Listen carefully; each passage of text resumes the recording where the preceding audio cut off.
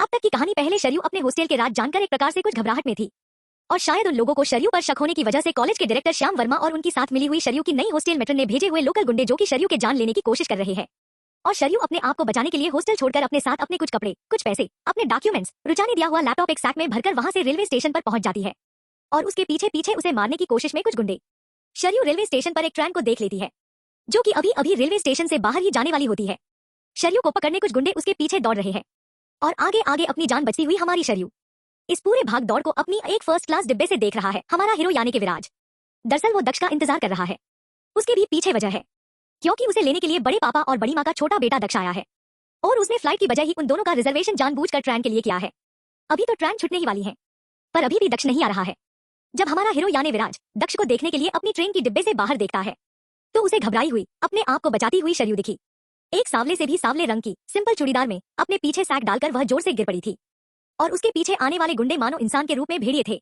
अब तो विराज को लगा कि अरे ये गिरी हुई लड़की शायद अब बच ना पाए, पर फिर क्या पता एक मिनट में उस लड़की ने अपने पांव की चोट को अनदेखा करते हुए अपने पैरों के सैंडल उतार कर फेंके और वह लड़की फिर से भाग रही थी किसी न किसी ट्रेन के डिब्बे में चढ़ने के लिए।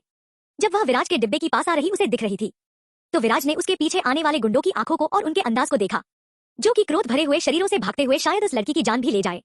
तब विराज ने अपना एक हाथ उसकी तरफ बढ़ाकर उसे जोर जोर से भागो करके आवाज लगाई।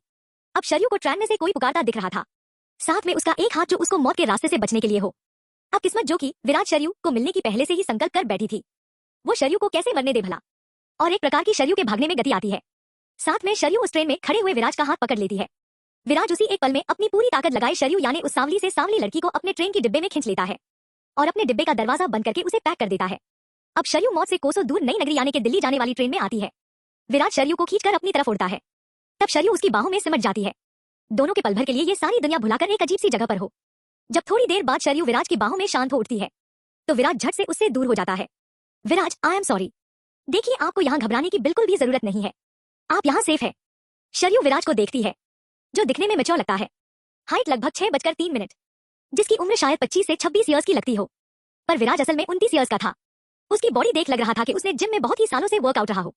रंग गोरा, वेल बिजनेसमैन की गेटअप में, बहुत ही महंगे शर्ट और पैंट को पहने हुए, ऊपर से बहुत ही महंगे ब्लेजर पहने हुए। विराज ने अपनी बात कहकर निगाहें दूसरी तरफ मोड़ दी थी पर उसको दिखने वाली शरयू की नजर उस पे ही गड़ी हुई थी। जब विराज ने पीछे मुड़कर देखा तो उसे भी यह महसूस हुआ कि वह काली सांवली लड़की तो उसे ही देखी जा रही है, पर साथ में विराज ने यह भी देखा कि उसकी ड्रेस ऊपरी हिस्से में थोड़े फटे हुए हैं। विराज ने झट से अपना ब्लेजर निकाला और उसके हाथों में दिया। उस समय विराज नीचे देख रहा था और शरयू उसे। जब विराज ने ऊपर देखा हो फिर वही वो लड़की विराज का ब्लेजर पहने अभी भी विराज को देख रही थी। विराज ने उसे बैठने के लिए कहा और साथ में अपनी पानी की बोतल उसके हाथ में दे दी।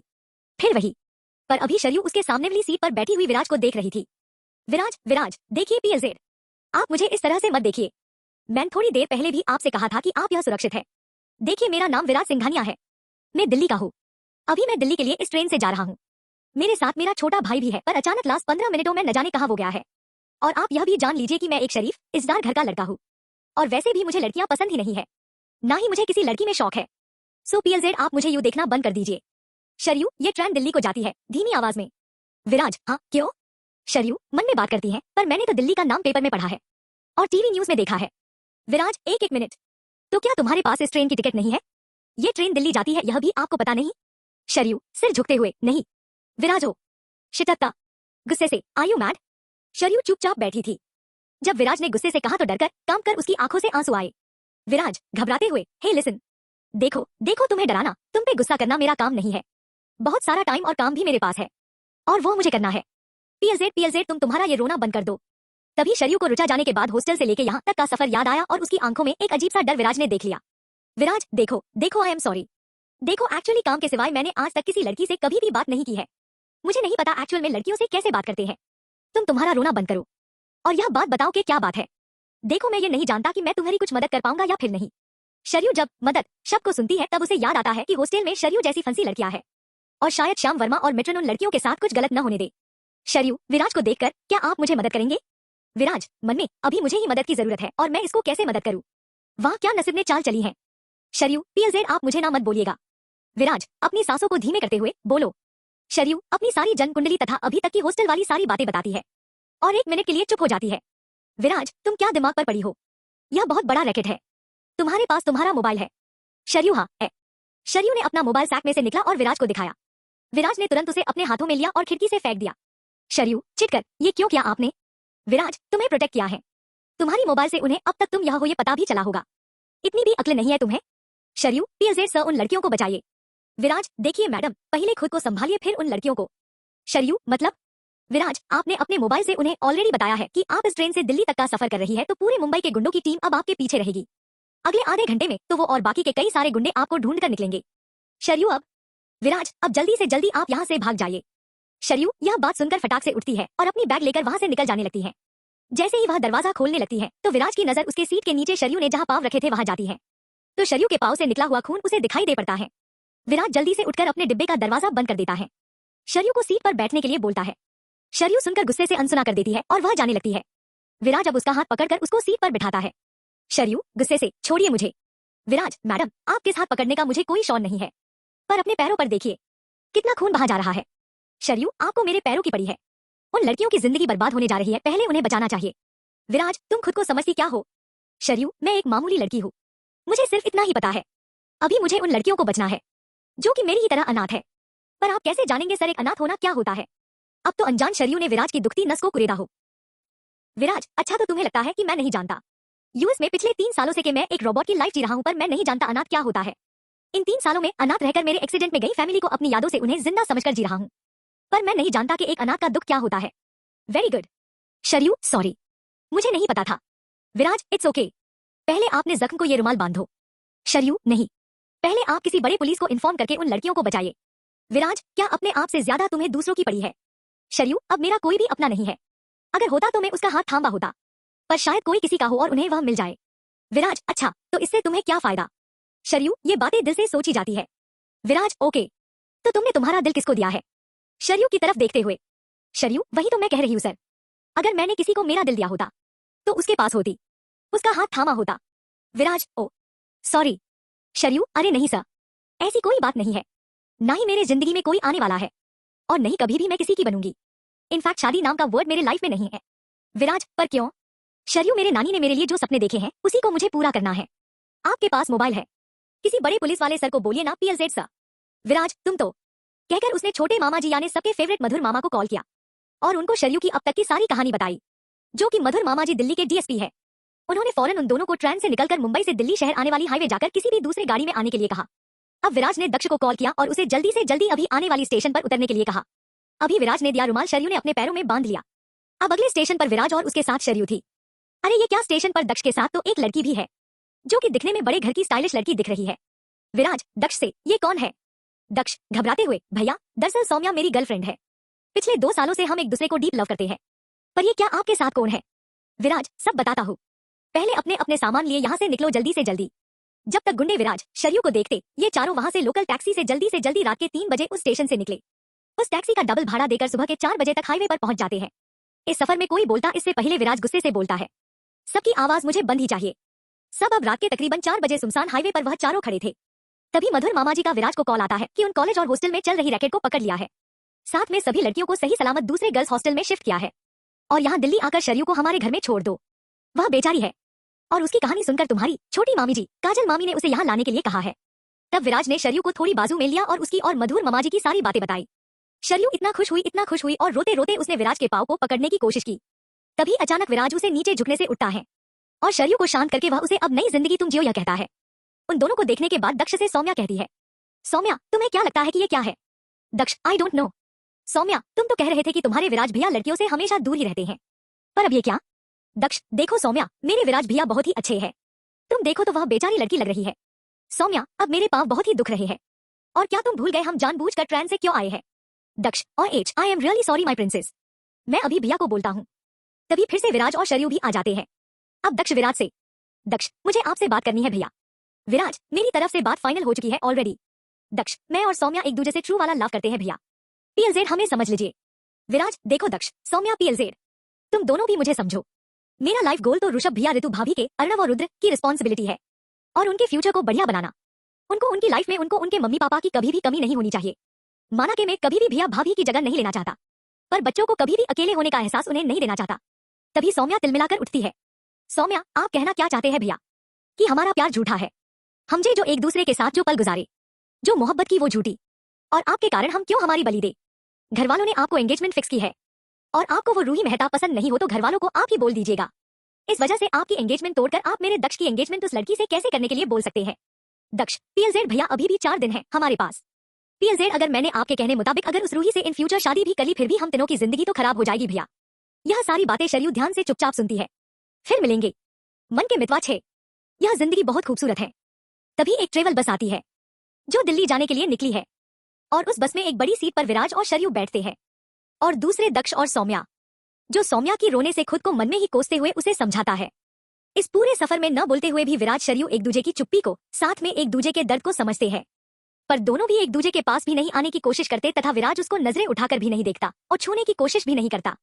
सुबह 9 बजे गाड़ी एक ढाबे पर गाड़ी खाने के लिए रुकती है। सब थोड़ा फ्रेश होने लगते हैं पर शरयू घबरा जाती है। विराज को कुछ समझ नहीं आता। विराज, क्या बात है? शरयू फिर से घबरा जाती है। आपको बताओ क्या बात है? अब शरयू के पास दूसरा कोई चारा भी नहीं बचा था। वह विराज को बोल देती है कि आप जो मुझे देख रहे हैं वो मैं नहीं हूँ। और उसने विराज को उसके रंग की सच्चाई बताई। कैसे उसके जन्म के 1 साल बाद उसकी नानी उसके चेहरे पर तथा पूरे बदन पर चूल्हे की राख लगती और कॉलेज में वह काजल तथा हॉस्टल की बगीचे में जो बड़ी बड़ी झाड़ी को जलाकर राख बनती वह शरयू अपने अंग पर लगाती। विराज, अच्छा, अच्छी कहानी है, किसी और को बेवकूफ बनाओ। शरयू अब नीचे देख लेती है और उसके आंखों में पानी आता है। विराज, ओके। देखो देखो, अगर तुम्हें चेंज करना हो या शॉवर लेना हो तो मैं उस बस ड्राइवर को बोल देता हूँ। तुम इस ढाबे के बाजू में जो लॉज बटा होटल है वह जाकर आओ सौम्या के साथ। पर जब विराज ने सौम्या से पूछा तो वह चिढ़कर बोली, आप खुद प्यार करते हो इससे और आप हमसे प्यार के लिए रोकते हो। अब यो विराज का गुस्से से सर ही घुमा, पर सौम्या से लड़कर भी कुछ भी हासिल न होता, इसलिए वह चुप रहा। और दक्ष विराज से भैया सॉरी को एक जैसी रट लगाए रखा था। तब विराज ने दक्ष को उनके आने तक बस रोकने के लिए कहा और विराज खुद ही शरयू के साथ वहां बाजू के बड़े से होटल में गया। शरयू के पीछे आए गुंडे वहां देखकर विराज ने कॉल करके दक्ष को सौम्या के साथ दिल्ली की बस में निकलकर जाने को कहा और खुद शरयू को लेकर वहां लॉज में एक रूम लेकर शरयू के साथ जल्दी से जल्दी उस रूम में गया। अब विराज ने मधुर मामा जी को कॉल करके सब सच्चाई बताई और उसकी कॉल स्पीकर पे थी। इधर काजल मामी जी भी रात से शरयू की कहानी सुनकर बड़ी ही अपसेट हो चुकी थी और उसी वक्त दोनों भी खुद विराज और शरयू को बचाने के लिए दिल्ली से निकले थे। पर विराज और शरयू को ये बात पता नहीं थी। जब से मुंबई विराज पहुंचा हुआ था तब से ही उसकी सारी खबरें मधुर मामा जी को दक्ष दे रहा था। पर शरयू जब विराज ने मधुर मामा जी को डिटेल्स बताई तब अपने भांजे के लिए मधुर मामा जी और काजल मामी जी कपूर मेंशन से निकले हुए थे। तभी काजल मामी के दिमाग में एक ख्याल आया कि हमारी कोई बेटी नहीं है, हम भी बच्चों के इतने सालों से तरस रहे हैं, क्यों ना शरयू को एक नई जिंदगी मिले और आपको और मुझे शरयू जैसी बहादुर बेटी मिले। इससे शरयू भी हमारे घर में मेरे साथ सेफ रहेगी और इस बात से मुझ पर जो दाग है वह भी मिटा जाएगा। काजल मामी जी के रोने से उनके मन में जो एक माँ का हृदय है वह बच्चे का सुख पाने के लिए तड़प उठा था। उस बात को समझते हुए मधुर मामा जी ने भी उसमें हाँ भर दी। अब तो दोनों को भी शरयू से मिलकर उसे नई जिंदगी देनी थी और इसका कारण भी की थे कि जब मधुर मामा जी की लड़की ज्योति 7 साल उम्र में ही गुजर गई थी और उसका कारण था उनकी बेटी की हार्ट में छोटा होल था। तब उस दाम्पत्य ने यह अनुभव किया था कि पैसे से सारी दुनिया की चीजें, व्यक्ति, किसी की जिंदगी हम नहीं खरीद सकते और दुनिया की सारी खुशियां पैसों और संपत्ति में नहीं तोला मापा जा सकता था। दूसरा कारण था 3 साल पहले जब कार एक्सीडेंट में विराज के मम्मी पापा, उसका सगा बड़ा भाई, उसकी पत्नी अचानक से इस दुनिया से हमेशा के लिए रुसवा हो गई, जो कि मधुर मामा जी की छोटी दीदी, जीजाजी, ऋषभ भांजा और उसकी पत्नी ऋतु थी। इन सब कारणों से उन्होंने उनकी तरफ से शरयू के लिए एक नई जिंदगी देनी चाहिए। साथ ही मुंबई की शरयू हॉस्टल के राज वह जान चुकी थी तो कई सारे लोग शरयू के जान के भी पीछे थे। शायद वो दोनों शरयू की जान बचाने की कोशिश कर रहे थे। इसी बीच इसका और भी मुख्य कारण है जो कि दक्ष ने बताया मधुर मामा जी और काजल मामी जी को कि विराज भैया और उनके साथ जो शरयू है उन दोनों में कुछ तो है, क्योंकि आज तक विराज भैया ने किसी लड़की की और भी नहीं देखा था और रात के 2 बजे से वह उस शरयू के साथ थे और तो और उसे हाथ देकर वह चल रहे थे, उसको प्रोटेक्ट कर रहे हैं और पहली बार हमारे घर के सदस्य छोड़कर वह उस शरयू के साथ है और खुद भी उससे बातें करते हैं। इधर होटल में शरयू और विराज एक कमरे में आ चुके थे। तब शरयू बहुत ही घबराई हुई थी। विराज ने सबसे पहले सारा रूम, वॉशरूम चेक किया, कहीं पर कैमरा है ये देखा, पर वह कोई भी कैमरा नहीं था। अब शरयू से कहा, विराज जाओ जल्दी तैयार हो जाओ, फ्रेश होना है, हो लो, कुछ भी करो पर जल्दी करो, शायद वह गुंडे यहाँ भी न पहुंचे, जल्दी से जल्दी हमें निकलना है यहाँ से। शरयू, सर मैं फिर कह रही हूँ आपको, मेरा यकीन कीजिए मैं जैसे दिखती हूँ आपको वैसे में नहीं हूँ। विराज जल्दी से बात ले लो, हमें निकलना है यहाँ से। अब शरयू अपने कपड़े लिए अंदर वॉशरूम जाती है, तभी उनके दरवाजे की बेल बजती है। विराज आवाज लगता है पर तभी दक्ष उसे आवाज देता है। विराज दक्ष की आवाज सुनकर होटल की उसने ली हुई रूम का दरवाजा खोलता है। तभी विराज को दरवाजे के बाहर खड़े हुए दक्ष, सौम्या, मधुर मामा जी, काजल मामी जी दिखाई देती है। अब विराज चौंकता है। तभी हंसकर सब रूम के अंदर आते हैं। दक्ष रोते हुए विराज से कंधे पर सिर रखकर कहता है, मैंने ऋषभ भैया को हमेशा के लिए खोया है, अब आपको कैसे खो दूं? और विराज दक्ष को प्यार से गले लगता है। तभी पीछे से मधुर मामा जी, विराज बेटा एंगेजमेंट नहीं करनी तो मुझे बता देते, और अब तुम तुम्हारे एंगेजमेंट की चिंता मत करो। यह कहकर उन्होंने विराज को गले से लगाया और उसके सिर पर प्यार से हाथ फिराया। उनके हाथों तथा आंखों में एक प्यार की, अपनेपन की नमी थी। वह रूही कल रात को ही दूसरे लड़के के साथ भागकर निकल गई। दक्ष, क्या मामा जी, भैया से तो कुछ मत छिपाइए। भैया, आपने जब मुझसे कहा कि हम उस एंगेजमेंट को तोड़ दे या फिर मैं उस रूही से खुद ही एंगेजमेंट करूं, तो ये सब सारी बातें मैंने मधुर मामा जी और काजल मामी जी से आपके इंडिया आने से पहले ही बोल दी थी। और देखो उनके रिजल्ट। मधुर मामा जी ने उस रूही की पूरी कुंडली निकालकर उसके प्यार से उसे मिलवाया। अब सब हंसने लगे। सौम्या, आई हेट यू दक्ष, तुमने मुझे बताया भी नहीं, और पिछले कई दिनों से मैं कितना रोई हूँ। दक्ष, अरे मेरी स्वीटू, वह भी आइडिया मामा जी का ही था। वह मुझे बोलते कि अगर तुम दोनों भी प्यार के एग्जाम में पास हो जाओ तो इन फ्यूचर हमारी शादी के लिए वो ही घर में हमारी बात चलाएंगे। अब देखो हम दोनों भी पास हो गए। क्यों मामा जी, मामी जी? सौम्या जोर जोर से दक्ष के हाथ पर मारती है। तभी काजल मामी जी, हाँ हाँ क्यों नहीं, पर कुछ तो शादी के बाद के लिए बचा कर रखो। तब सौम्या शर्मा जाती है और दक्ष से बाजू हो जाती है। काजल मामी जी, अरे शर्यू तो दिखाओ, कहाँ है हमारी बहू, हमारी बेटी? विराज चौंकते हुआ। मधुर मामा जी, अरे हम दोनों ने यह फैसला किया है कि शर्यू हमारी बेटी बनकर यहाँ से आगे की जिंदगी जिएगी। क्या हमने गलत निर्णय लिया है क्या? विराज, नहीं मामा जी, सही निर्णय लिया है आपने, हड़बड़ाकर बोला। काजल मामी जी, पर शर्यू कहाँ है? विराज जोर जोर से शर्यू को आवाज देता है, पर शर्यू जो की बात लेने के लिए अंदर है वह घबराकर कुछ नहीं बोलती। विराज, अब गुस्सा होकर शर्यू जल्दी से जल्दी बाहर आ जाओ। और उसकी आवाज सुनकर शर्यू घबराकर बाथरूम से बाहर निकली है। उसे देखकर सौम्या सिटी मारती है और दक्ष, मामा जी, मामी जी उसे ही देखते हैं। विराज गुस्से से, अब सब जल्दी चलो, बहुत भूख लगी है। सौम्या, देखो दक्ष, मैंने बोला था ना कि तुम्हारे विराज भैया और इस शर्यू का कुछ तो है। अब विराज भी गुस्सा था पर उसने अपनी नजरें नीचे झुकाई।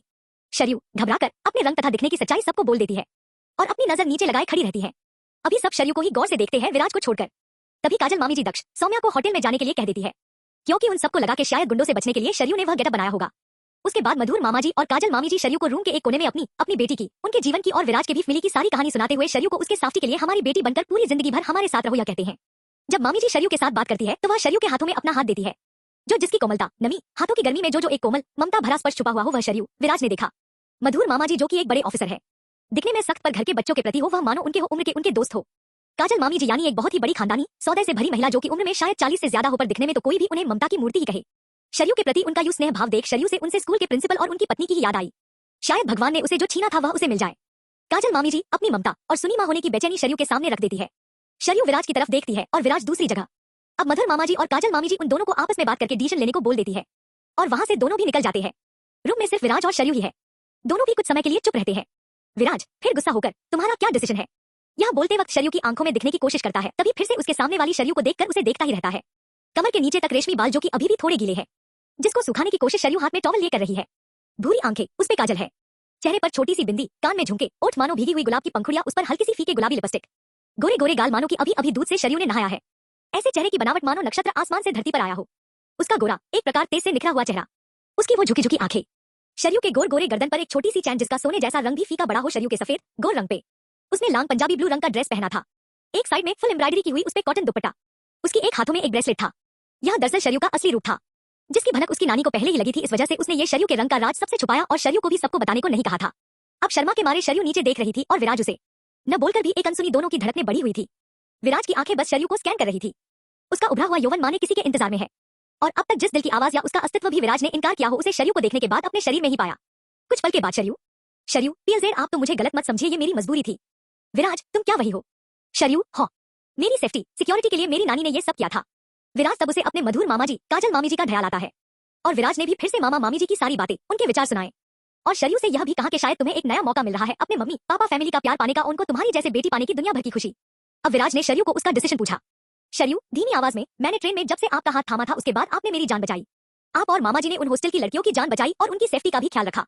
इस पूरे सफर में आपने फिर एक बार यहाँ आकर मेरी जान बचाई। मैं तैयार हूँ आपने दी हुई नई जिंदगी जीने के लिए। Thank you so much. अब शर्यू के आंखों में खुशी की वजह से नमी थी जो विराज ने देखी थी। अब दोनों भी अपना अपना सामान लेकर होटल से ढाबे पर जाते हैं। जैसे ही वो दोनों ढाबे पर जाते हैं, टेंशन में बैठे मामा जी, मामी जी, दक्ष, सौम्या उन्हें दिखाई दे पड़ते हैं। तब विराज दक्ष और सौम्या से को देखकर कहता है, विराज देखो दक्ष, सौम्या मुझे एक सच्चाई शर्यू के बारे में तुम दोनों को बतानी है कि यह शर्यू दरअसल हमारे छोटे मधुर मामा जी और हमारी छोटी मामी जी यानी काजल मामी जी की दूसरी लड़की है। यह सुनकर दक्ष सौम्या चौके और मधुर मामा जी काजल मामी जी खुश है। काजल मामी जी ने तो शर्यू को खुशी के आंसू आंखों में लिए उसे गले लगा लिया और उनके बाजू में बैठे मधुर मामा जी बहुत ही खुश थे। थोड़ी देर बाद खाने का ऑर्डर देने के बाद विराज फिर से बोलंजे शुरू किया। विराज, जैसे तुम्हें हैरानी है वैसे ही 4 साल पहले मुझे भी हुई थी। मामा जी की पहली बेटी गुजर जाने के बाद जब दूसरे समय आने शर्यू के प्रेगनेंसी के दौरान मामा जी और मामी जी महाराष्ट्र में थे, पर आग मामी जी की दूसरी बच्ची यानी शरयू के जन्म बाद कुछ भी हो जाता तो मामी जी सहन न कर पाती और उस समय तो मामी जी काफी डिप्रेशन में थी, मानसिक दौर से गुजर रही थी। इसी बीच शरयू का जन्म हुआ और मामा जी शरयू तथा काजल मामी जी को बचाने के लिए इस राज को राज ही रखा था। उन्होंने अपनी शरयू को एक पहचान वाली औरत यानी जो कि असल में ही शरयू की नानी थी उन्हें दी और वहां मामूली घर में शरयू की रंग की पहचान भी छुपकर उन्होंने शरयू को हिफाजत से रखा। इस वजह से मामा जी की कार्यों में जितने भी उनके दुश्मन थे उन सबसे प्रोटेक्ट रही थी शरयू। 10वीं के बाद शरयू मुंबई आई और अब तक की उसने पढ़ाई की। और रही बात मुझे और मामी जी को उन्होंने बताने की, तो 4 साल पहले मामी जी बहुत ही बीमार थी और मामा जी मामी जी के पास थे। तब उन्होंने मुझे शरयू को उसकी हॉस्टल से लाने को कहा और तब मैं पहली बार शरयू से मिला था। जब मैं और शरयू दिल्ली में आए तब मामा जी ने माम जी को शरयू की सच्चाई बता दी। तब से मामी जी भी शरयू से कांटेक्ट में है, पर शरयू की सिक्योरिटी के लिए उन्होंने वह राज ही रखा था। मैं कल भी मुंबई शरयू को लेने के लिए गया था। अब तो उसकी पढ़ाई भी पूरी हो चुकी है। यह बातें सुनकर दक्ष और सौम्या को मानो शौक ही लगा था। तब तक ऑर्डर किया हुआ खाना भी आया और सबने भूख के कारण पेट भरकर खाया। मानो यही जीवन है और इसके साथ हम भी जीना है। अब सभी गाड़ी में बैठने लगे। आगे मामा जी के बाजू विराज, उनके पीछे मामी जी और शरयू और उनके भी पीछे हाथों में हाथ पकड़कर बैठे दक्ष और सौम्या। आज बहुत सालों के बाद काजल मामी जी को सबने बहुत बहुत मन से हंसते खिलखिलाते हुए देखा था। मधुर मामा जी को तो शरयू की उनके जिंदगी में आने से उनकी पहले वाली काजल मिली। मामी जी पूरे रास्ते भर शरयू, मामा जी, विराज, दक्ष, सौम्या से बात करती रही और आईने से कभी मामा जी पीछे शरयू, काजल मामी जी, दक्ष, सौम्या को देखते, पर ज्यादा से ज्यादा वह अपने प्यार को यानी काजल को देख रहे थे। दक्ष, सौम्या मामी जी ने खट्टी मीठी बातें करने में लगे थे और अब शरयू सबकी बातें बड़ी ही चाव से सुन रही थी और विराज जो कि पीछे मुड़कर सबको देख रहा था उनकी बातों में हल्की हल्की मुस्कान के साथ उनकी हमें भर रहा था और न कहते हुए न चाहते हुए कई बार आईने से शरयू को देखता और उसकी यह बात मधुर माम जी ने नोटिस की और वह भी मन ही मन में हल्के से मुस्कुरा रहे थे। पूरे सफर के दौरान विराज, शरयू ने एक दूसरे से कुछ भी नहीं कहा। जब भी कभी दोनों की नजर मिलती तो शरयू नजर झुका लेती और विराज अपनी नजर दूसरी ओर मोड़ देता। अब सभी यानी विराज, शरयू, दक्ष, सौम्या, छोटे मामा जी यानी मधुर मामा जी, छोटी मामी जी यानी काजल मामी जी अब दिल्ली पहुंच गए। सब पहले अभी शरयू के नए घर गए यानी फिली नंबर 2। उन्होंने उनके घर में सबको यानी के कपूर फिली की जो नो 2 में हमने जिसका इंट्रोडक्शन दिया है, विराज के मामा जी की फिली जो अब की शरयू की फिली बन गई है। अब इस फिली में शरयू की दादी माँ यानी विराज की नानी माँ कमला माँ, बड़े मामा जी शेखर मामा जी यानी शरयू के बड़े चाचा जी, बड़ी मामी जी मंजरी मामी जी यानी शरयू की बड़ी चाची, उनके बेटे अंबर, बेटी शिखा अब शरयू की भाई बहन बने हुए हैं और सबसे जरूरी छोटे मधुर मामा जी शरयू के पापा और छोटी काजल मामी जी शरयू की मम्मा बन गई। अब यह बात घर में बताए कैसे इसकी चिंता मधुर मामा जी और काजल मामी जी को थी। कपूर मेंशन यानी विराज के मामा जी का घर जो अब शरयू का घर बना, वहां अपने रूम में सबको बुलाकर मधुर मामा जी ने कहा कि एक रात जो मुझे आपको बताना है। जो कहानी विराज ने दक्ष, सौम्या से बताई वह कहानी मामा जी ने सबसे दोहराई। अब घर के सभी सदस्य चौंक गए, मानो कोई गहरा राज उनके सामने शरयू बनके खड़ा हुआ हो। घर का कोई भी सदस्य इस बात को मानता ही नहीं था, पर विराज जो कि सबका ही लाडला है और वह अपने शरयू के साथ पहचान की बात जो 4 साल पहले बताई वह तो सबको यकीन करनी ही पड़ी। इन सबके साथ एक और सच्चाई की पहली बच्ची गुजर जाने के बाद काजल मामी जी बहुत ही गहरे सदमे में थी और वह मानसिक तनाव में आ जाने की वजह से कई साल खुद को मानो दुनिया से दूर अकेली ही अकेली रोकर जीवन जी रही थी और डॉक्टर की निगरानी में भी थी। इन सब बातों से शरयू को सभी घरवालों ने एक्सेप्ट किया। साथ ही सबको खेद भी हुआ शरयू को इतने साल सबसे दूर अकेले जीने का और उन सबसे ज्यादा तो विराज की नानी माँ यानी अब शरयू की कमला दादी माँ बहुत बहुत खुश हुई। उनका तो जी भर आया शरयू को देख के। उन्होंने शरयू को छोटे बच्चे की तरह अपने सीने से लगाया, उसकी बहुत सारी पप्पियां झप्पियां ली। शरयू के साथ साथ विराज की भी आरती उतारी, वह भी 3 सालों के बाद यूएस से आया था। सबको खुश देख शरयू को तो सब कुछ लौटाया इस कुदरत ने, जितना उससे छीना उससे कहीं गुना उसको लौटा भी दिया। शरयू ने आंखों से ही विराज को धन्यवाद दिया और उनके निकलने के समय सबको थैंक्स कहा। पर दक्ष, सौम्या विराज के सामने शरयू को बोले कि हमें पता है कि हमारे विराज भैया की आप ही पसंद हो और आप ही हमारी भाभी है। जब तक विराज और शरयू उन्हें कुछ बोले तब तक दोनों भी वहां से भागकर गाड़ी में बैठ जाते हैं। दोनों की नजरें एक दूसरे के संग मिलती तब तक शरयू नीचे घबराकर देखकर विरसेस को फिर से थैंक्स थैंक्स थैंक्स बोलती है। विराज, अब तो थैंक्स बोलना बंद करो और जल्दी अंदर जाओ। और शरयू वहां से निकल के एक बहुत ही बड़े से बड़े राजमहल यानी कपूर मेंशन उसके घर के अंदर चली जाती है। उधर विराज, दक्ष, सौम्या को उसके पैलेस छोड़कर अपने घर यानी सिंघानिया मेंशन में आते हैं। शरयू का राज के साथ उसकी असज की नई जिंदगी, नई जीवन के बारे में सबको भर देते हैं। सभी जानकर हैरानी, आश्चर्य, खुशी में रहते हैं। फिर मिलेंगे मन के मितवा साथ। यह जिंदगी बहुत खूबसूरत है। शरयू विराज, दक्ष, सौम्या को गेट पर छोड़ने गई थी और वो वहां से निकल गए।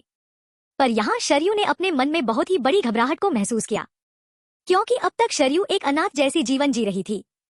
पर उसे अब किस्मत ने नया नाम दिया था, शरयू मधुर कपूर, जो कि दिल्ली के रईसों से रईस खानदानों में एक था और अब उसके पापा मधुर कपूर दिल्ली के डीएसपी है। घबराते पर खुद को संभालते हुए शरयू कपूर मेंशन में आ गई।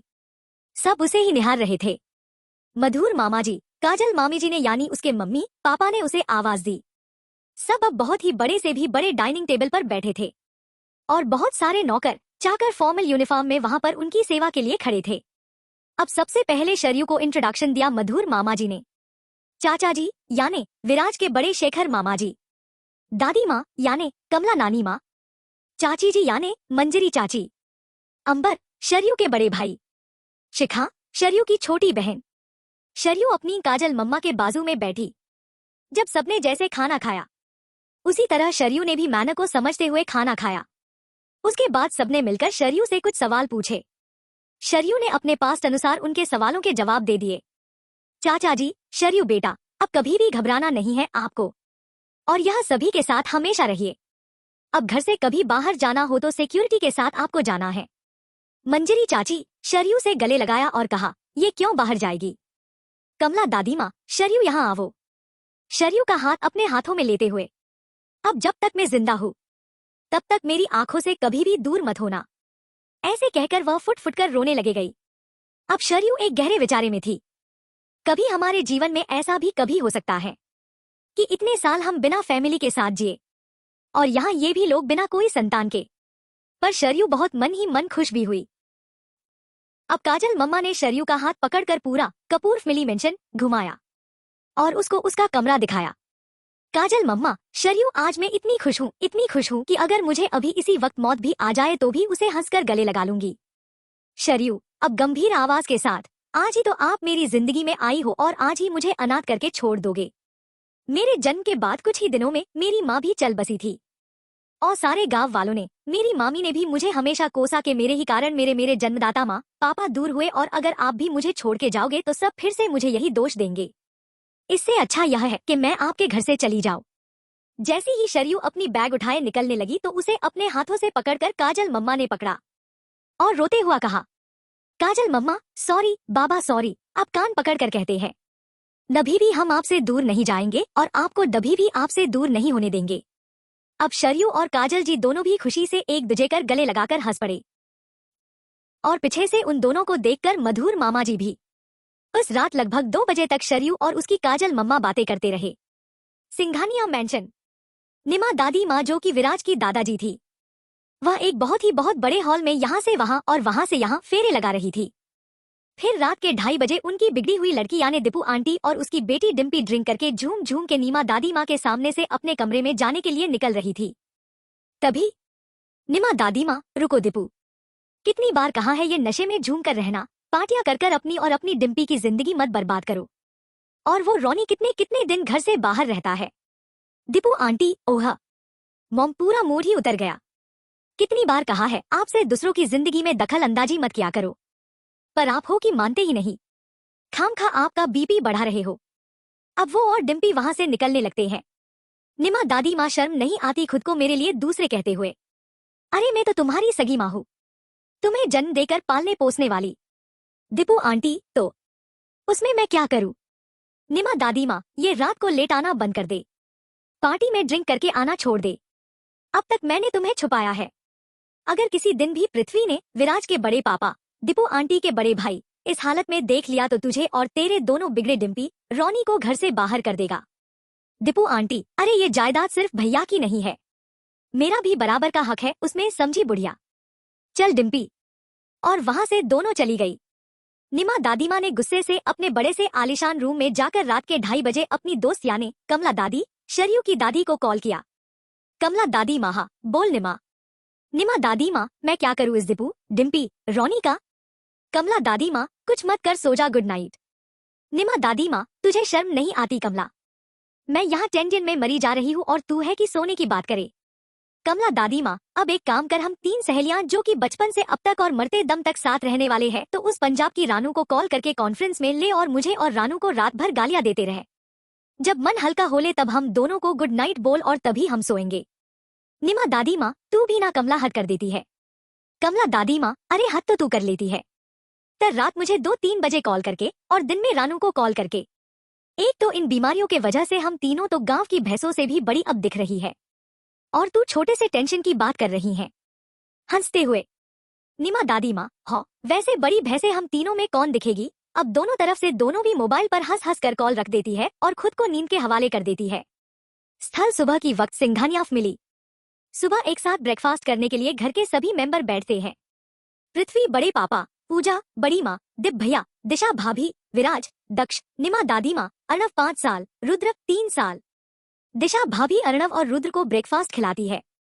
बड़े पापा, विराज, हमने तुम्हारे लिए एक लड़की देखी है, अच्छे घराने में से है, पढ़ी लिखी है, दिखने में भी अच्छी है। मुझे नहीं लगता इस रिश्ते के लिए मैं और इंतजार करूंगा। 2 दिनों के बाद तुम यहाँ यूएस से रिटर्न आने की खुशी में मैंने बड़ा सा फंक्शन रखा है। घर के सब लोग, दिल्ली के सभी मशहूर लोग, हमारे सारे मेहमान उसमें आ जाएंगे और वहीं पे मैं तुम्हारे एंगेजमेंट का भी फंक्शन होगा। रही घर की बात, इन बच्चों की बात तो मैं और पूजा अभी भी जिंदा है, और मेरा छोटा यानी तुम्हारे पापा यहाँ जिंदा होते तो कब की तुम्हारी शादी अब तक हो जाती। और विराज के सर पर प्यार से हाथ रखा, मानो पूरी फैमिली विराज की मम्मी, पापा, भैया, भाभी की एक्सीडेंट का सदमा आज भी जी रहे हैं, अपनी अंदर के दुख को छिपाते हुए जी रहे हैं। सभी नाश्ता खत्म करके अपने अपने कामों में जुट जाते हैं। बड़े पापा, भैया, दक्ष उनके ऑफिस के लिए, भाभी अर्णव को स्कूल के लिए तैयार करने के लिए, बड़ी माँ किचन की तरफ, और हमारा हीरो विराज अपने कंपनी में जाने के लिए निकल रहा था। पर जाते जाते वह निमा दादी के कमरे में गया। निमा दादी, माँ आओ बेटा, विराज को गले लगाते हुए। मुझे पता था कि तुम जरूर आओगे। विराज चिढ़कर, आप सबको पता है दादी माँ, मैं शादी नहीं करना चाहता। पर बड़े पापा, बड़ी माँ जिद पे क्यों अड़े हैं? वो ये क्यों नहीं समझते कि मैं कभी भी किसी से भी शादी करना नहीं चाहता? मुझे सिर्फ और सिर्फ अर्णव और रुद्र की परवरिश करनी है। निमा दादी माँ, तुम ही बताओ मैं क्या करूँ? तुम्हारी जिद को मानूं या पृथ्वी की जिद को? विराज, आपसे बात करने से बेहतर है मधुर मामा जी से बात करूं, कुछ तो वह सोल्यूशन निकलेंगे। विराज ने जाते वक्त मधुर मामा जी को यानी शरयू के पापा को कॉल करके सारी बात बताई। मधुर मामा जी ने समझाते हुए विराज से कहा, मधुर मामा जी, विराज कितनी हम रिश्ते तोड़ेंगे बेटा, कितनी लड़कियों की कुंडली में निकालकर हमेशा मैं तुम्हें बचाऊं। बेटा ऐसा डिसीजन ले जिससे सभी खुश रहे। मैं तो कहता हूँ कि ऐसी लड़की ढूंढ की जो हमारी फैमिली को अपना सके, हमारे छोटे रुद्र अर्णव की माँ बन जाए, जो तुम्हें पूरी जिंदगी भर प्यार करे, तुम्हारे छोटी सी छोटी सुख दुख की भागीदार बने। विराज, मामा जी आप मुझे सोल्यूशन दे रहे हैं या फिर मुझे दिन में तारे गिनने को कह रहे हैं? मधुर मामा जी, देख यार, तुझे आज तक गोदी में खिलाकर इतने सालों से हर एक चीज मैंने तुझे दी है। तुमने जैसे मुझसे कहा है वैसे ही मैंने आज तक किया है। पर देख, अगर पृथ्वी जीजाजी को ये पता लगा कि तुम्हारी हर शादी तोड़ने के लिए मैं हमेशा तुम्हें सपोर्ट करता हूँ, तो सोच मेरी पूजा दीदी, पृथ्वी जीजाजी के सामने, तुम्हारे बड़े मामा जी यानी मेरे शेखर भैया के सामने मेरी क्या इज्जत रह जाएगी? अब तुम ही सोचो और मुझे बता देना। विरा स्थल सिंघानिया मेंशन। बहुत ही बड़ी पार्टी का आयोजन किया था। रात के 8 बजे से लोग आ रहे थे, और उन मेहमानों की खातिरदारी के लिए तो बहुत सारे सर्वेंट, सुरक्षा गार्ड की भी कड़ी टाइट सिक्योरिटी थी। दीपू आंटी, देख डिम्पी कुछ भी कर और आज इस विराज की एंगेजमेंट तुम्हारे ही साथ होनी चाहिए। डिम्पी, ओ मॉम, क्या है जिद आपकी? एक तो उस विराज को देखे या फिर उन 2 बच्चों को। आपको ये अजीब नहीं लग रहा है?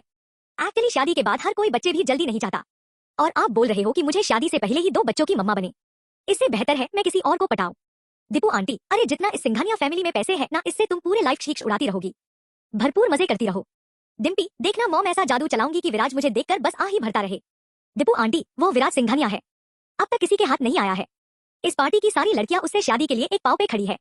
जो भी करना है सोच समझ कर करो। अब जिससे विराज की एंगेजमेंट वाली बात चलती है, वह हॉट एंड ब्यूटी दीपिका भी मौजूद रहती है।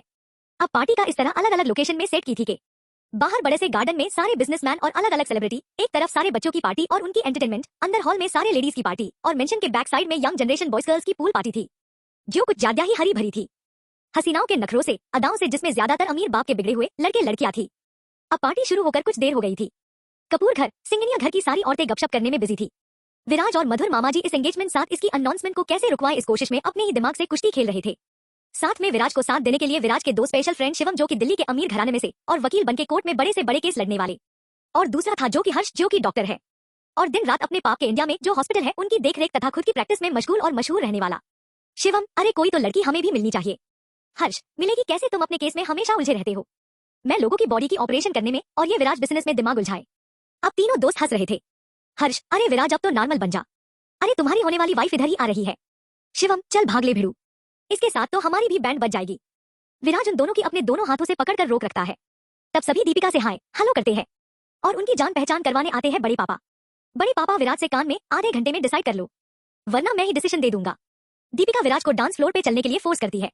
मन ही मन गुस्सा होकर विराज दीपिका से कहता है कि थोड़ी देर पहले बात करते हैं फिर डांस। और दूसरी तरफ से डिम्पी बहुत ही छोटे कपड़ों के वन पीस में विराज के पास आकर उसे अपनी अदाओं से बात कर डांस करने बोल देती है। पर विराज डिम्पी से इंप्रेस भी नहीं होता और उसे दीपिका के साथ बात करनी है यह कहता है। जबकि डिम्पी कुछ बोले वह देखती है कि उसके बड़े मामा जी यानी विराज के पृथ्वी जी बड़े पापा उन्हें ही देख रहे हैं, तो वह घबराहट से वहां से दूर जाकर अपने फ्रेंड के साथ डांस करती है। कपूर मेंशन, शिखा दी आप इसमें से शॉर्ट्स ड्रेस पहनिए। ऑलरेडी सभी हॉट एंड सेक्सी बनकर लड़कियां आई होंगी और इतनी लेट आई हो कि आपके वजह में वहां का फन मिस करूंगी। शरयू, ओके आप आगे जाइए, मैं ड्राइवर में साथ आती हूँ। Shikha, are you sure? Sharayu, yes. अब वहां से शिखा जा चुकी थी और उसने सारे शॉर्ट ड्रेस वन पीस के कपड़े शरयू को तैयार होने के लिए रखे थे। शरयू मन में ही अब क्या करूं, जिससे डर रही हूं वही करना पड़ रहा है। अगर मुझसे जरा भी गलती हुई या फिर अगर मुझसे किसी ने बदतमीजी की तो सभी मुझे कसूरवार ठहराएंगे। अरे देवा देवा मदद तो करो। अब शरयू का दिमाग दौड़ा दौड़ा, इतना दौड़ा कि उसने काजल मम्मा से बात करके उनकी साउथ इंडियन पैटर्न की गोल्डन एंड ब्लू कलर की साड़ी पहनी। पीछे से डीप नेक ब्लाउज, ऊपर बालों को खूबसूरत हेयर स्टाइल से सजाया हुआ, आगे से छोटी सी माथे पर बिंदी, आंखों में काजल, हल्की सी पिंक कलर की लिपस्टिक, नाक में छोटी सी चमकी, कानों में सोने के झुमके, साथ में गले में मोहनमाला, वन साइड पिन की हुई साड़ी और हाथों में शरयू के सिंगल चूड़ियां। और उसका चेहरा तो मानो आकाश से निखरने वाला तेज पुंज हो। शरयू वन साइड साड़ी पहनकर और एक हाथ में हैंड पर्स लिए ड्राइवर को बोल आधे घंटे में ही सिंगनिया मेंशन में पहुंच गई। उन टाइट सिक्योरिटी में अपनी पहचान बताकर उसने अंदर एंट्री तो कर ली। शरयू उसकी मम्मी पापा शिखा को एमएसडी कर देती है कि वह अभी सिंगनिया मेंशन में बच्चों के जो पार्टी है उसमें है। अब मधुर मामा जी जो कि सिक्योरिटी के यहाँ सारे पार्टी के कैमरों में नजर गढ़ाए हुए हैं और उनके साथ दक्ष जो कि कैमरा में शरयू को मधुर माम जी के कहने पर ढूंढने की कोशिश करता है। वह देखता है कि बच्चों के पार्टी में एक कॉर्नर में विराज के भैया के बच्चे बैठे हुए हैं और उन्हें संभालने वाली नैनी उन पे खाने के लिए गुस्सा करके बोल रही है और यह बात दक्ष को बिल्कुल अच्छी नहीं लगी। वह जानबूझकर सारे पार्टियों में जो बड़े बड़े वीडियो स्क्रीन लगाए थे वहां पे लाइव कैमरा थ्रू उस नैनी की बातें सारी पार्टी की जगह पर लाइव कैमरा थ्रू दिखाई ताकि सारे घर वालों को उस नैनी की करतूतें पता चले। तभी वहां अचानक घूमते घूमते शरयू भी आती है। वह उस नैनी की बातें सुनती है और साथ में 5 साल के अर्नव से बात करके उसका नाम पूछती है और खुद अर्नव के बाजू में जाकर बैठती है और उस नैनी को वहां से जाने के लिए बोलती है। अभी सारे लाइव कैमरे में से सभी जगह पर अर्नव और शरयू एक टेबल पर 2 अलग अलग कुर्सियों में बैठे हुए सबको दिखाई दे पड़ता है। शरयू अर्नव से बात करके उसका नाम पूछ लेती है, यो उसे पता चलता है कि यह अर्नव है, अर्नव सिंघानिया। दूसरी तरफ कैमरा का ऑडियो भी जानबूझकर दक्ष बढ़ाता है और अभी पूरी पार्टी के सारे से सारे स्क्रीन पर शरयू और अर्नव की बातें भी सभी आपने अपने कान लगाकर सुन लेते हैं। शरयू को पता ही नहीं है कि सभी पार्टी में उसे ही कैमरे की स्क्रीन पर देख रहे हैं। वह तो थक भाग पार्टी में पहुंचकर अभी बैठी है। शरयू आप नाराज क्यों हो? अर्नव गुस्से से, नहीं मैं नाराज नहीं हूँ। शरयू पर आपके गाल तो कुछ और ही बताते हैं। अर्नव कुतूल के साथ, क्या बताते हैं मेरे गाल? शरयू हंसकर, आपके ये लाल गाल बताते हैं कि आपको बहुत भूख लगी है, साथ में आप गुस्सा भी हो और चिढ़े भी। अर्नव आपको कैसे पता? शरयू मेरे पास मैजिक है। अच्छा ये बताए आप चिढ़े हुए क्यों हो? अर्नव आप मेरी विराज अंकल की होने वाली आंटी हो। शरयू क्यों बेटा, आपने उसे नहीं देखा है क्या? अर्नव मायूस होकर, नहीं देखा है। शरयू बातें तो की होंगी? अर्नव नहीं। शरयू ओके, आपको उन्हें देखना है, उनसे बातें करनी है। अर्नव हाँ। शरयू वो जरूर यहाँ आएगी, आपसे बातें भी करेगी, पर पहले आप ये खाना खाएंगे। शरयू ने अर्नव के बाजू में खाने की प्लेट से उसकी पसंदी से खाना लिया और उसे अपने हाथों से खिला रही थी। तभी अर्नव गुस्से से, आप झूठ बोल रहे हैं, और वहाँ बहुत ही गुस्सा हो रहा था। वो तो कॉल भी नहीं उठाएंगे, मुझसे बात भी नहीं करेंगे। शरयू अरे नहीं बाबा, वह किसी काम में बिजी होंगे। अर्नव वो तो हमेशा ही काम में बिजी रहते हैं। शरयू अरे वो काम भी आपके लिए तो करते हैं। अर्नव नहीं, वो मेरे लिए काम नहीं करते, बड़े दादाजी बड़े अंकल दक्ष अंकल मेरे लिए करते हैं। शरयू नहीं अर्नव, आपको नहीं पता कि आपके विराज अंकल आपके लिए भी बहुत सारी खुशियां देते हैं, बहुत सारा प्यार करते हैं आपसे, पर क्या है कि कभी कभी वह बोल नहीं पाते। अर्नव नहीं, वो तो हमेशा सब पे गुस्सा होते हैं और बड़े दादाजी बड़ी दादी जी बड़ी परदादी से भी झगड़ते हैं। तभी शरयू ने अर्नव को उठाया और अपने गले से लगाया और वो रो दी। शरयू अभी आप छोटे हो नजे, इसलिए आपको लग रहा है कि आपके विराज अंकल गुस्सा करते हैं, सबसे झगड़ते हैं, पर सच यह है कि वो बहुत बहुत ढेर सारा प्यार आपसे और आपके छोटे भाई से रुद्र से करते हैं। अगर आप दोनों के लिए उन्हें के लिए पूरी दुनिया से फाइट भी करनी पड़ी जाए तो वह वो भी करेंगे, और अगर जरूरत पड़ी तो भगवान से भी, क्योंकि वह सबसे दुनिया में बेस्ट विराज अंकल है, वो तो सबसे बड़े फाइटर मैन है। अर्नव क्या सच में? खुशी से चौंककर शरयू सच में, आप जब भी कभी बड़े होंगे तो यही आप भी प्राउड से बोलोगे कि आपके विराज अंकल ही बेस्ट है। अर्नव ओके, तो क्या वो एंगेजमेंट करेंगे आज? शरयू क्यों, आपको क्या लगता है? अर्नव बड़े दादाजी ने गुस्से से विराज अंकल को कहा है कि आज एंगेजमेंट होगी। शरयू पर एंगेजमेंट नहीं होगी, और अगर हो गई तो यह शादी कभी भी नहीं होगी, आपके विराज अंकल ऐसा होने ही नहीं देंगे। धीमी सी आवाज में अर्नव क्यों? शरयू क्योंकि उन्हें पता है कि आपके लिए ऐसी आंटी चाहिए जिसके पहले बच्चे आप और रुद्र हो, जो खुद से पहले वो आप दोनों को सोचे, चाहे आपके आगे पीछे दौड़े, आपको स्कूल क्लास होमवर्क में मदद करे, रात को अपने हाथों से आपको सुलाए, बहुत सारी बातें करे आपके साथ, बहुत सारी मस्ती करेगी वह आपके साथ, पर शायद अभी जिससे एंगेजमेंट वो कर रहे हैं वो वैसी नहीं है। अगर होती तो आपके पास सबसे पहले आती और फिर पार्टी में घूमती। अर्नव ओ, तो घर में फिर से झगड़े होंगे, बड़े दादाजी बहुत बहुत गुस्सा करेंगे विराट चाचू पर। शरयू नहीं अर्नव, ऐसा कुछ भी नहीं होगा, आपको पता है आपके बड़े दादाजी और आपके विराट चाचा जी ना गेम खेलते हैं। बड़े दादाजी को लगता है कि वह अर्नव और रुद्र से सबसे ज्यादा प्यार करते हैं, और आपके विराज अंकल भी लगता है कि अर्नव और रुद्र उनके बेस्ट चैंप है, इस वजह से उन दोनों में खट्टी मीठी कंपटीशन होती रहती है। अर्नव अच्छा, तो उन्होंने कभी मुझे क्यों नहीं बोला? शरयू क्योंकि दोनों भी बेस्ट चाचा है, विराज अंकल आपके बेस्ट अंकल और आपके बड़े दादाजी आपके विराज अंकल के बेस्ट अंकल है, ये दोनों भी यही चाहते हैं कि दोनों भी जीत जाए। अर्नव अब खुशी से तालियां बजता है, या बड़े दादाजी और विराज अंकल भी विनर ही। शरयू हाँ बाबा हाँ, पर आप खाना तो खाइए। अर्नव नहीं भूख नहीं है। अच्छा तो आज आप आपके विराज अंकल खाना खिलाएंगे, चलो ढूंढते हैं उन्हें। शरयू ओके, अभी मैं आपके विराज अंकल को कॉल करती हूँ। तभी शरयू ने खाना पहले एक निवाला उठाकर खुद चखा और गुस्से से उसने विराज को कॉल लगाया, और वो भी स्पीकर पर, ताकि अर्णव भी सुन सके। पर विराज को पता था कि उसकी कॉल सभी सुन रहे हैं, तो विराज ने शरयू का कॉल कट कर दिया। पर गुस्से से शरयू उसे देखने ढूंढते ढूंढते पीछे की तरफ जहां पर स्विमिंग पूल पार्टी थी वहीं पहुंच गई, और जैसे जैसे शरयू अर्णव को अपने गोदी में लेकर जा रही थी तो दक्ष ने जानबूझकर सभी कैमरों से स्क्रीन में शरयू और अर्णव को दिखाया। जब शरयू ने विराज को देखा तो उसके एक हाथ में ड्रिंक का ग्लास था। अब तो शरयू को बहुत गुस्सा आया। शरयू ने विराज के हाथ से ड्रिंक का ग्लास लिया और बाजू में गुस्से से फेंक दिया। शरयू चिढ़कर, क्या है यह, क्या कर रहे हैं आप? विराज थोड़ा सा टेंशन में आके, शरयू शरयू क्या, शरयू क्या चल रहा है, क्या नहीं उसकी आपको कुछ लबर ही नहीं है? विराज गुस्से से, Sharayu PLZ stop it. Sharayu गुस्से से, अच्छा तो गुस्सा आप कर रहे हैं और मुझे स्टॉप होने के लिए बोल रहे हैं, ऊपर से ये आपका गुस्सा, बाप रे बाप सभी डरते हैं पर मैं नहीं, और ये छोटे अर्णव भी नहीं। तेवर दिखाते हुए, आपकी घड़ी ठीक चल रही है तो देखिए वक्त रात के 9:30 बजे है घड़ी में। पहली बात, अभी तक अर्णव ने खाना नहीं खाया है। दूसरी बात, जिसने बच्चों का खाना बनाया उसे थोड़ा कोसिए। अभी बच्चों को हेल्थी खाना चाहिए, इसका मतलब यह तो नहीं खाने में घी बहुत सारा डालो। आप अभी अर्णव को खिलाएंगे खुद अपने हाथों से। शरयू ने विराज के कांधों पर अर्णव को दे दिया और उसके दूसरे हाथों में जो प्लेट थी अर्णव की वो विराज के सामने रख दी। और अब शरयू ने प्लेट अपने हाथों में रखी और विराज अर्णव को खाना ही खिला रहा था। तब फिर से शरयू बोली, आपके हाथों में जो ग्लास था अर्णव ने देख लिया हो तो, या फिर उसे पता चला तो, वह भी जूस पीने के बजाय ड्रिंक करेगा।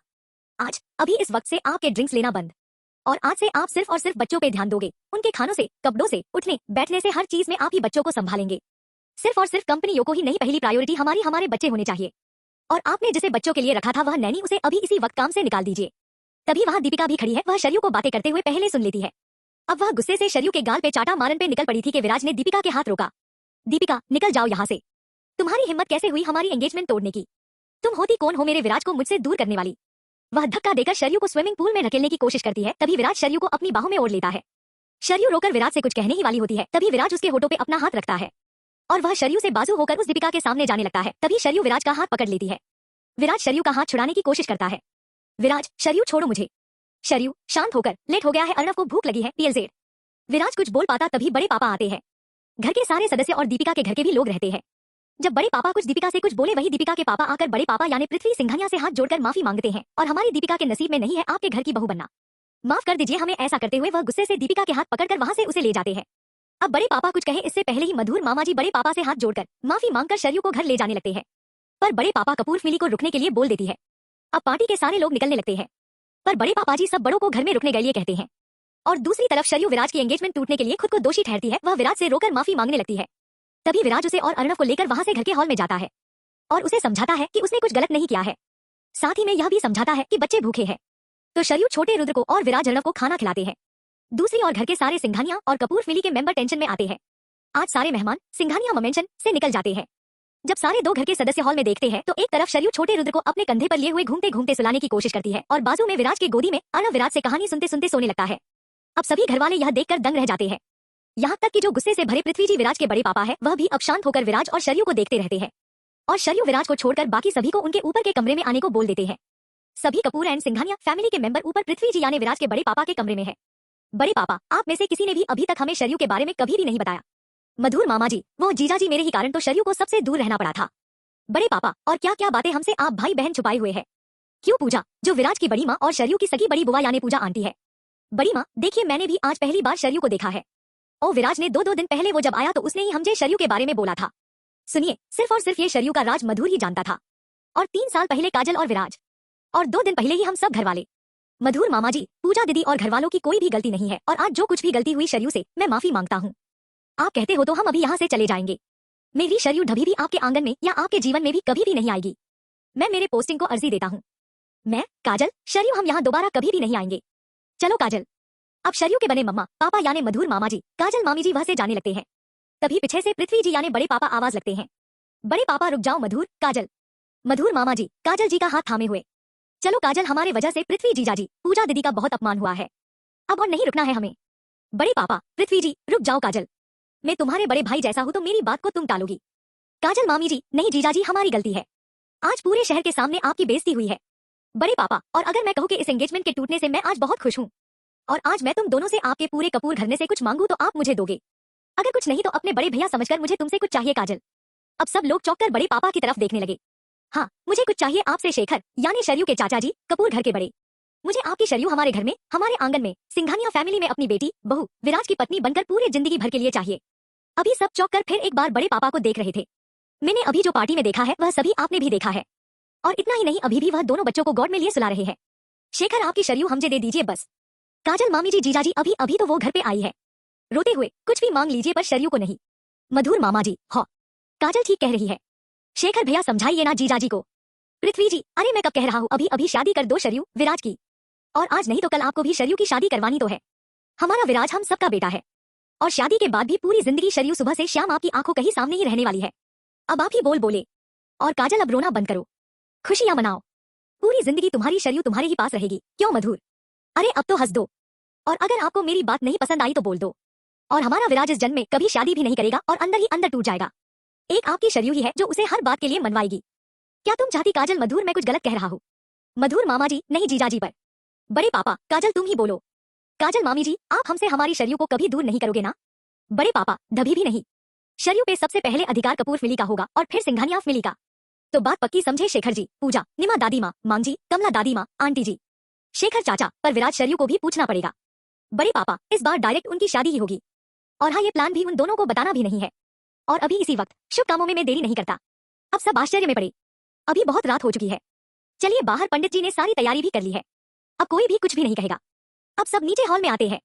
शरयू, पृथ्वी, मामा जी, मुझसे बहुत बड़ी गलती हो गई है। विराज, नहीं बड़े पापा, शरयू ने कहा वह सब सही था। अच्छा हो गया कि मेरी एंगेजमेंट टूट गई। और आपको जो भी शरयू को सजा देनी है वो शरयू नहीं बल्कि मुझे दे दीजिए। बड़े पापा, मुझे भी अब लगने लगा है कि शरयू ही सही थी, पर क्योंकि हमारे पूरे खानदान की इज्जत को अब कलंक लगा है तो उसकी सजा तुम दोनों को भी मिलेगी। बड़े करारी आवाज में, और हाँ याद रहे, कोई भी फैमिली मेंबर नजे तो शरयू को मदद करेगा और ना ही विराज को। शरयू, ये बताओ, हमारे विराज में कुछ कमी है क्या? उसे हक नहीं है शादी करके अपने बीबी और अर्णव रुद्र के साथ सुखी रहने का? बोलो बेटी, जवाब दो। क्या उससे शादी करने वाली लड़की की जिंदगी बर्बाद हो जाएगी क्या? बोलो। शरयू, नहीं ऐसा नहीं है। वो बहुत अच्छे हैं। वो जिससे शादी करेंगे वह बहुत ही नसीब वाली होगी। अब बड़े पापा, विराज से, विराज जैसे शरयू ने कहा है, अगर कोई लड़की अर्णव रुद्र को बहुत सारा प्यार करेगी, तुम्हें भी चाहेगी, सारे घर का ख्याल रखेगी और सबकी पसंद होगी, तो तुम शादी करोगे? विराज, उन्हें समझाते हुए, पर बड़े पापा ये कैसे हो सकता है? कोई भी ऐसी लड़की नहीं है। बड़े पापा, अरे अब लड़की ने भी तुम्हारी तारीफ की है और वो तुम्हारे सामने ही है। अभी विराज पूरे हॉल में नजर घुमाता है, साथ शरयू भी, उनको कुछ समझ नहीं आता। अरे अब शरयू भी ने भी हाँ भर दी है और तुम्हें और उसे आज तो सजा मिलनी ही चाहिए। और ये सजा है कि विराज, आप और शरयू अभी इसी वक्त शादी भी करेंगे और पूरी जिंदगी बच्चों को, हमें इस घर को संभालेंगे। विराज और शरयू, ये नहीं। बड़े पापा, आप दो की यही सजा है कि ये शादी या फिर मेरी मौत। विराज, तुझ बड़े पापा। शरयू, घबरा कर देखिए, आपसे कुछ भी नहीं करेगी मैं, ये शादी करके मेरी सजा भुगतूंगी। विराज, शरयू तुम। शरयू, मेरी वजह से आपको या आपके घर वालों को कभी भी कोई भी तकलीफ नहीं होगी। मैं आपसे शादी करूंगी। अर्णव और रुद्र की मेरी तरफ से पूरी देखभाल करूंगी। अब वह रोते रोते हॉल के यहाँ जो लग्न विधि थी उसमें होम के बाजू में बैठी और विराज भी उसके बाजू में बैठ गया। दोनों घरवालों के सामने रात की 11 बजे विराज शरयू की संपूर्ण विधि अनुसार शादी शुरू की गई। 12 बजे लगभग उनकी शादी हो गई। विराज, शरयू ने घर के सारे बड़ों का आशीर्वाद लिया। बड़े मामा जी, अब कुछ बातें शरयू, आपको आपका बिजनेस, आपकी फैमिली में रहना है और उसके साथ ही सुबह से लेकर रात तक अर्णव रुद्र हमारी फैमिली को भी संभाल लेना है। अब विराज को आप कैसे कब वक्त देंगे या फिर वो आपको कैसे वक्त देता है, संभाल लेता है, ये तुम दो डिसाइड करो। और तुम विराज, अब हम और तुम्हारी बड़ी माँ, बड़े भैया, बड़ी भाभी बच्चों को नहीं संभालने वाले, आपको और शरयू को ही बच्चों की देखभाल करनी है। और शरयू, आप आपकी मम्मी पापा के साथ आप कुछ दिन रह लीजिए, पर बच्चों को और इस घर को अब आपको ही संभालना है। और हाँ शरयू, मैंने सुना है आप कल से 4 से 5 दिनों के लिए गांव को छुट्टियां मनाने जा रही है, तो कल सुबह हम सभी यानी सिंघानिया फैमिली और कपूर फैमिली भी आपके साथ होगी। Sharayu, good night. अब आप आपके घर वालों के साथ जाइए और कल सुबह जल्दी आ जाएगा। आप और विराज को बच्चों को कल से संभालना है।